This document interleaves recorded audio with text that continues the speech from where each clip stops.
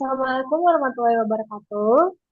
Jadi pada kesempatan kali ini kami akan mempresentasikan hasil dari proyek UAT kami pada mata kuliah Elektronika Digital yang berjudul Polis Global Life.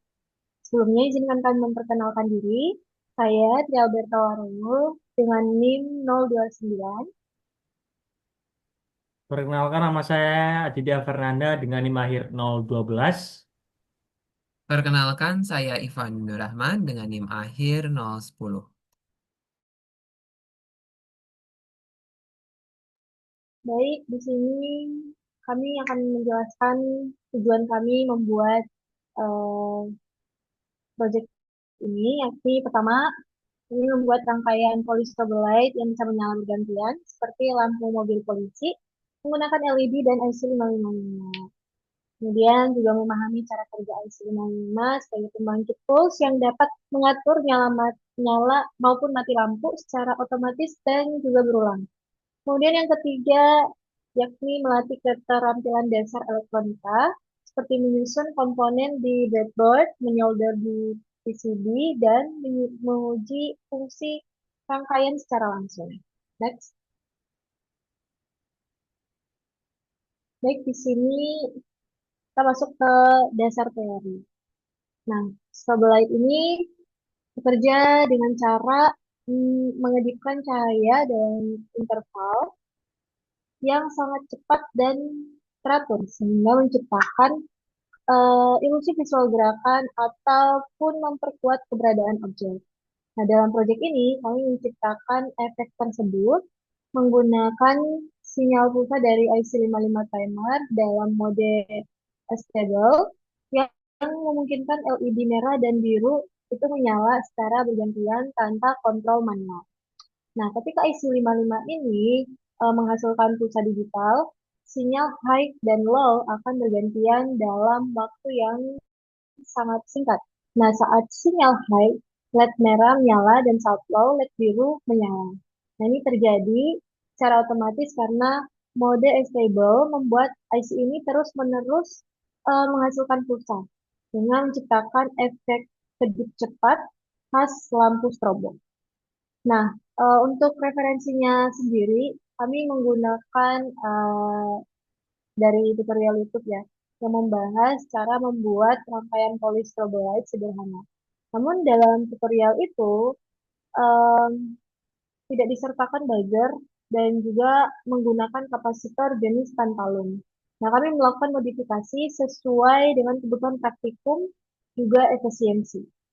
Nah, kami menambahkan buzzer sebagai sinyal audio agar efek yang dihasilkan tidak hanya visual, tetapi juga terdengar em, layaknya suara sirine. Jadi buzzer ini akan aktif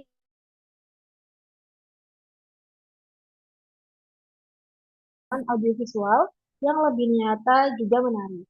Nah, selain itu kapasitor yang kami gunakan dalam proyek kami ini eh, yaitu kapasitor keran 104. Nah, ini kami gunakan karena lebih mudah ditemukan, juga dia sifatnya lebih tahan terhadap suhu yang tinggi dan memiliki harga yang juga lebih ekonomis. Nah, meskipun toleransinya sedikit lebih besar, nah kapasitor jenis ini sudah cukup stabil untuk aplikasi seperti ini.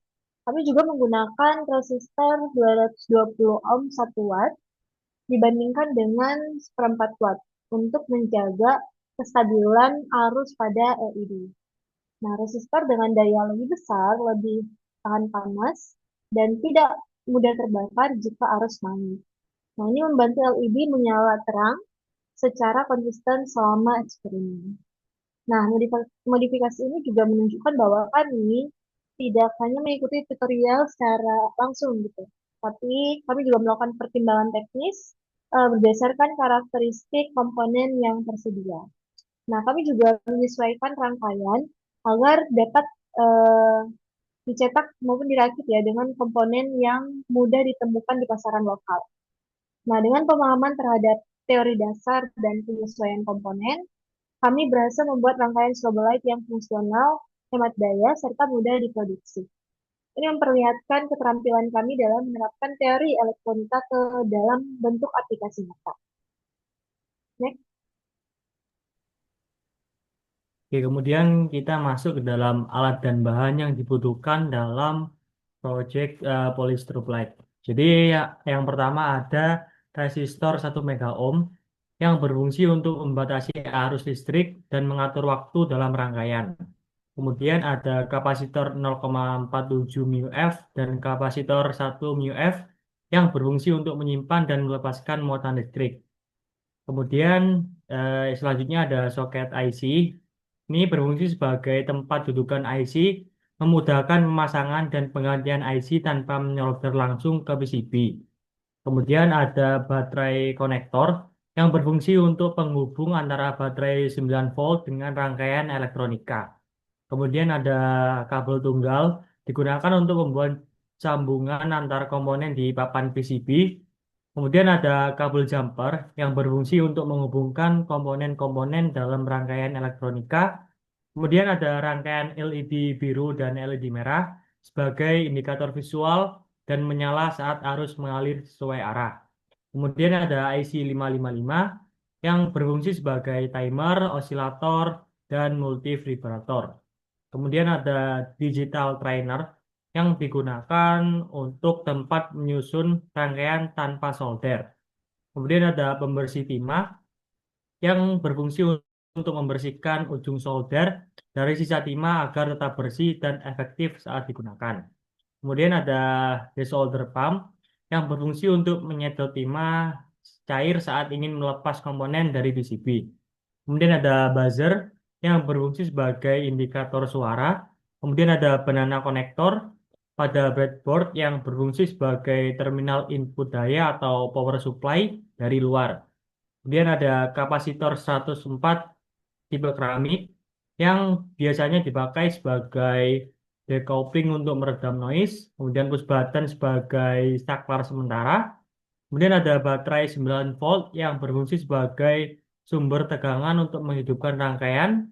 Resistor 220 ohm yang berfungsi sebagai membatasi arus ke LED.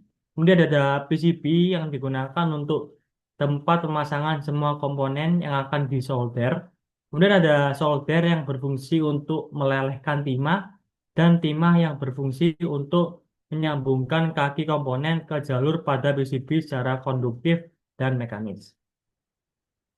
Kemudian kita masuk ke dalam prosedur pada PCB terlebih dahulu. Yang pertama ada persiapkan alat dan bahan yang diperlukan untuk membuat polystrobe light. Kemudian ada pasanglah 2 buah IC 555 pada PCB dan solder IC tersebut. Kemudian pasanglah pada IC 555 pertama dengan kapasitor 104 tipe keramik dengan menghubungkan kaki ground dan trigger. Kemudian hubungkan 2 buah resistor 1 ohm pada kedua IC 555 pada masing-masing kaki trigger dan outputnya. Pasanglah push button pada PCB lalu solder. Kemudian pasanglah kapasitor 1 mikrofarad dan 0,47 mikrofarad dengan menghubungkan bagian positif dengan bagian positifnya. Kemudian hubungkan bagian negatif kapasitor 1 mikrofarad dengan push button.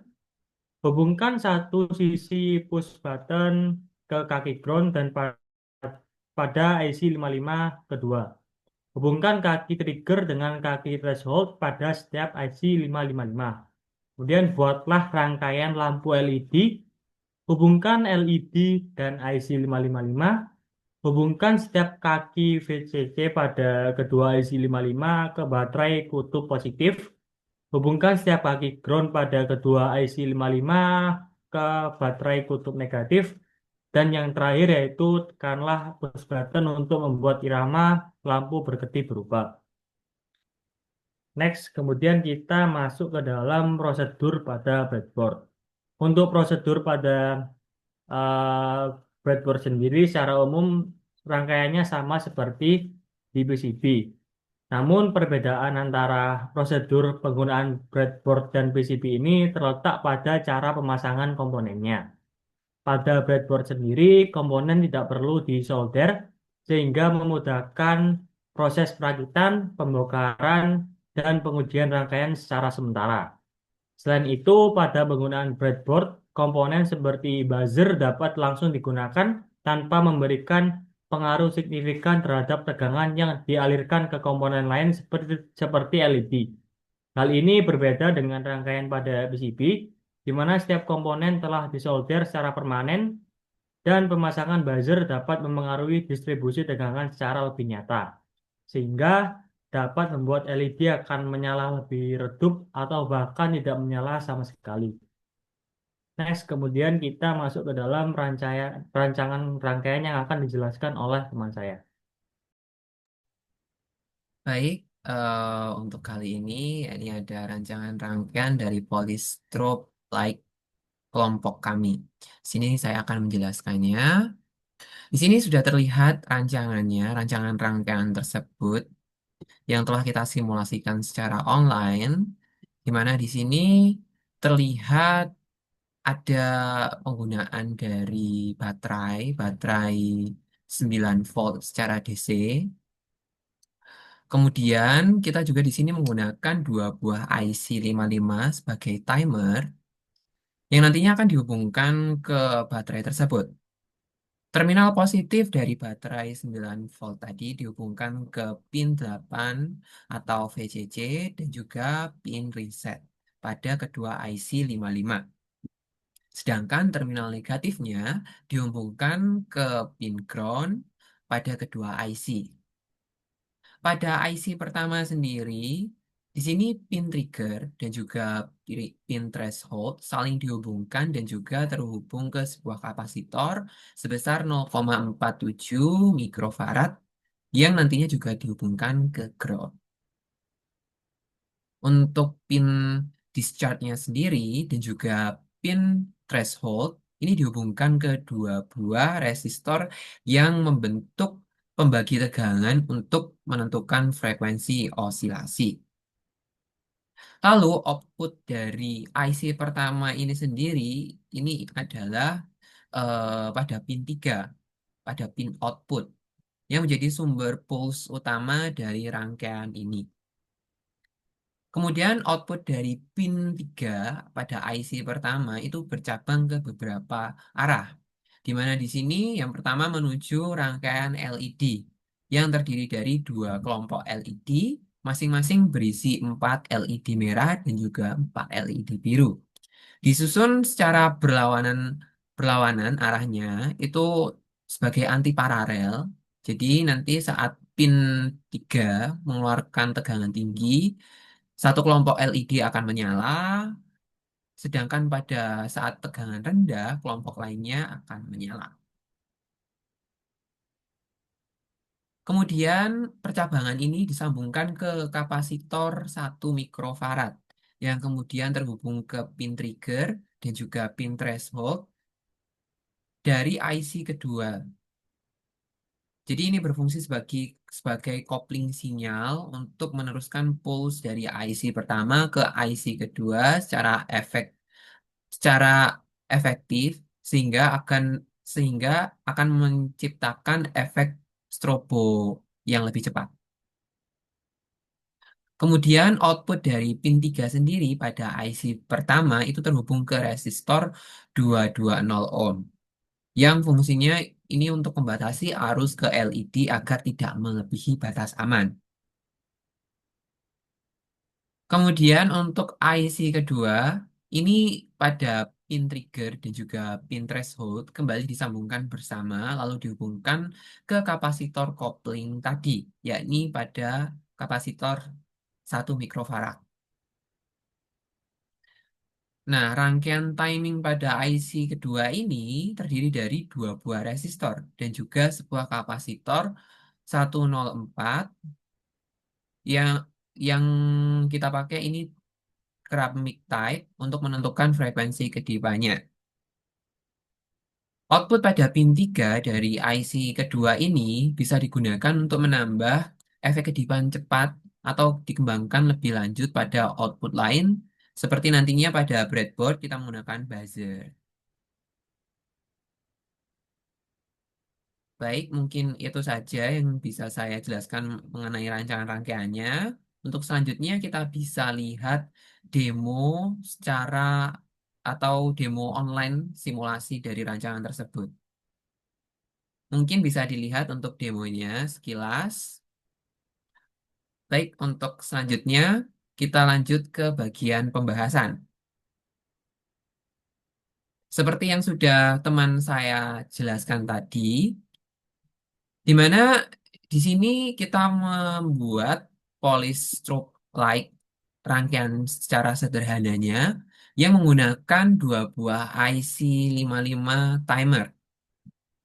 Rangkaian ini diharapkan mampu menghasilkan efek lampu strobo seperti lampu mobil polisi dengan nyala LED merah dan juga biru secara bergantian.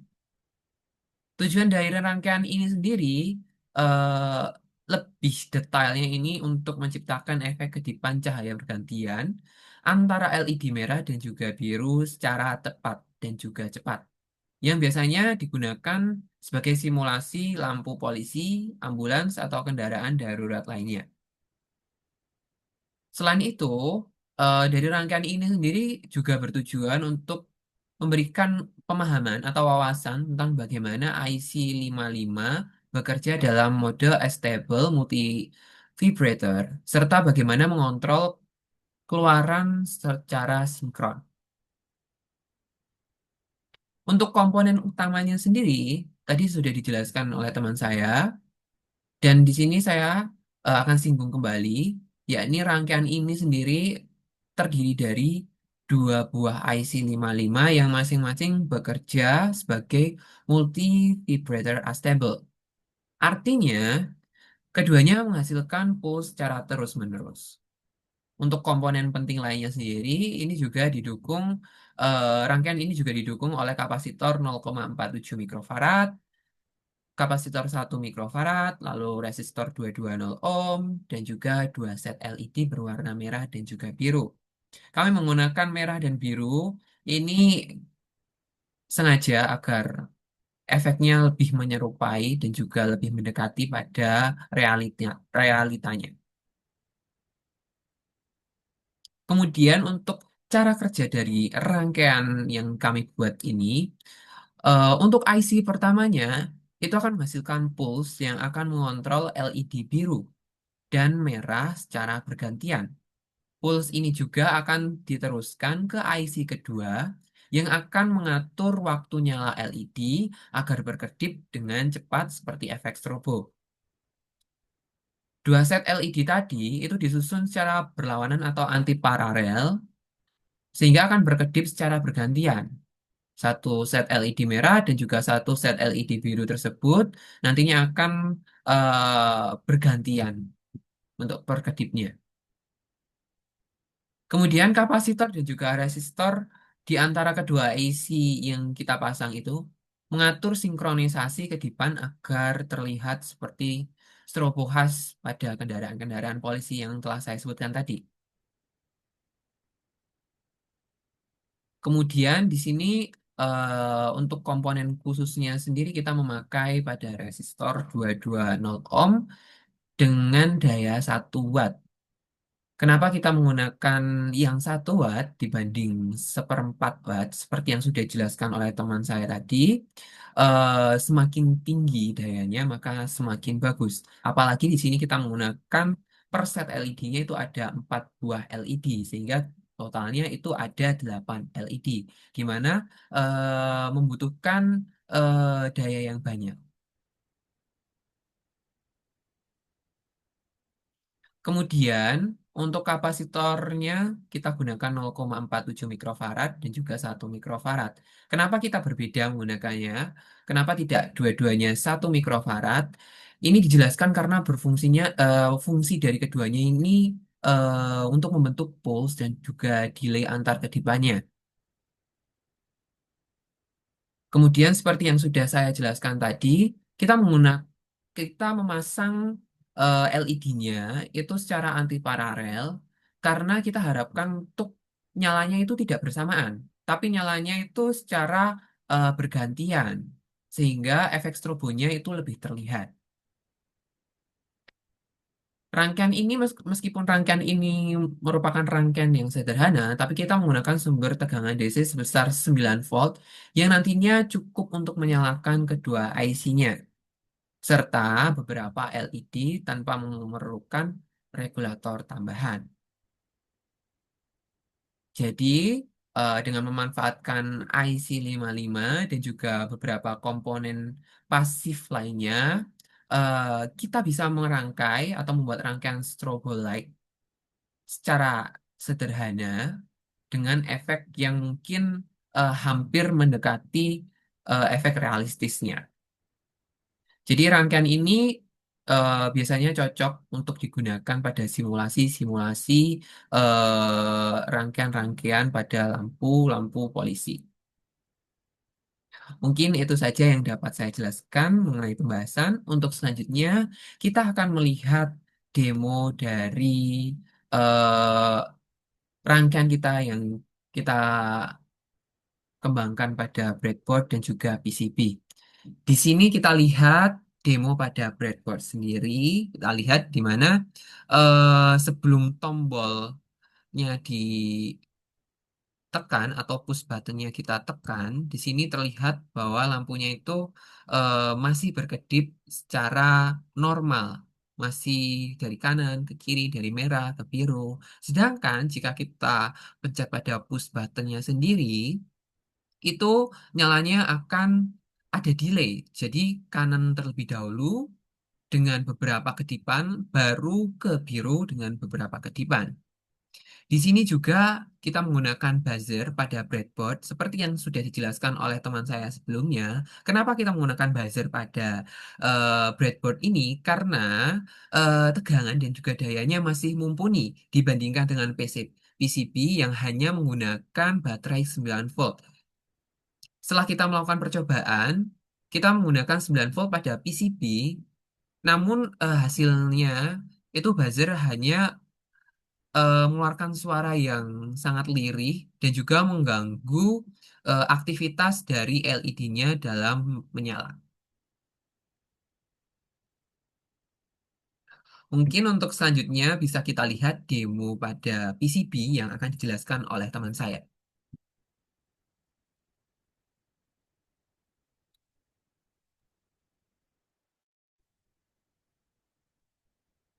Baik, kemudian kita masuk ke dalam demonstrasi dari rangkaian yang menggunakan PCB. Terdapat perbedaan utama jika dibandingkan dengan versi yang dirakit menggunakan breadboard, yaitu pada penempatan dan penggunaan buzzer.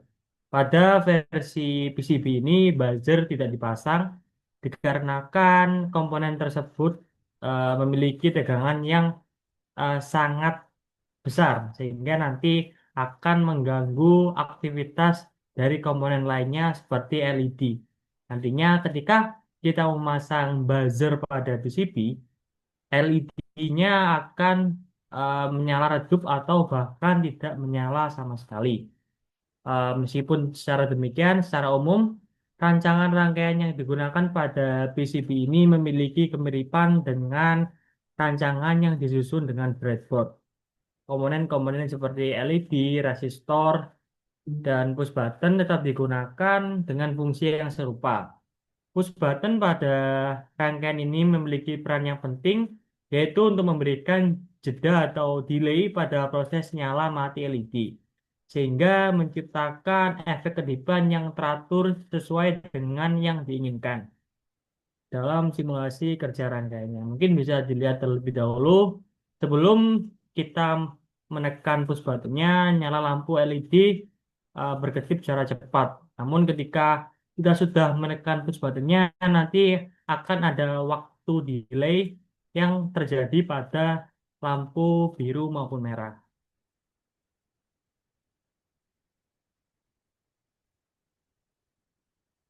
Mungkin selanjutnya akan ditutup oleh teman saya.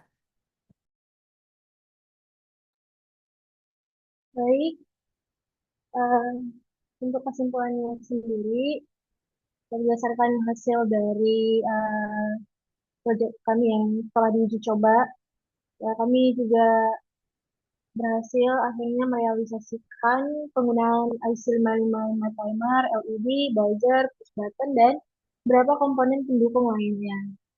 Ya, kiranya ya proyek ini bisa memberikan pemahaman nyata juga ya mengenai kerja osilator dan juga pentingnya karakteristik komponen dalam menentukan performa rangkaian. Ya, mungkin sekian penjelasan dari hasil proyek kami. Akhir kata kami mohon maaf apabila ada kekurangan dalam mempresentasikannya juga dalam mengerjakannya. Semoga proyek ini bisa bermanfaat dan terima kasih. Wassalamualaikum warahmatullahi wabarakatuh.